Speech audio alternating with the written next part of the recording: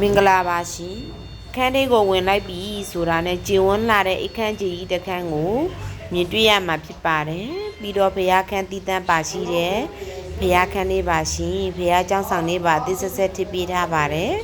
တိုက်လေးကလည်းအသစ်ဆက်ဆက်ပါပဲရှင်လူမနေရသေးပါဘူးအခန်းထဲမှာ AC အသစ်ဆက်ဆက်တစ်လုံးတက်ဆင်ပေးထားပါတယ်သူ့ရဲ့အကျေလေးကတော့1854ပေရှိပါတယ်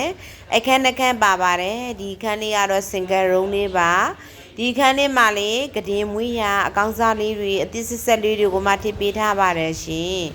သူ့ရဲ့အယောင်ခေါ်ဈေးလေးကတော့3290ညှိနှိုင်းလေးနဲ့ရောင်းချပေးသွားပါမယ်ရှင်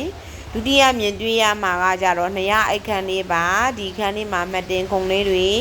နေရင်ကဗီဒီယိုလေးတွေကတင်မွေးရအသစ်ဆက်ဆက်လေးတွေကိုမှထည့်ပေးထားပါတယ် AC လေးတစ်လုံးပါရှိပါတယ်ရှင်နောက်ဖက်ကစ်ချင်ရုံလေးမှာဝင်ဝါးလေးမှာစလိုက်ဒေါ်လေးတက်ဆင်ပေးထားပါတယ်ကစ်ချက်ကပ်နိုက်လေးတွေထမင်းစားစပွေးဝိုင်းလေးတွေအသေးကိုမှထည့်ပေးထားပါတယ်ကွန်ဒိုစတိုင်လုပ်ပေးထားတယ်အယောင်ခန်းလေးဖြစ်ပါတယ်ရှင်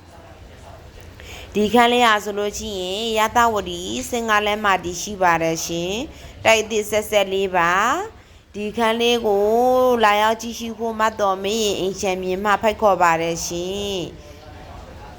တခန်းလှလှလေးတွေပိုင်ဆိုင်နိုင်ကြပါစေရှင်ကျေးဇူးတင်ပါတယ်